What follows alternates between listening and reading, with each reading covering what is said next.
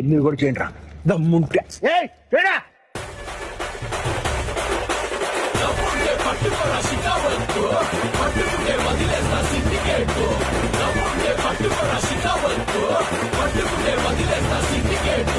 మళ్ళీ భుజాన్న గొడ్డలేసే కూలీస్గా పోతాను నేను అడుగుకేసే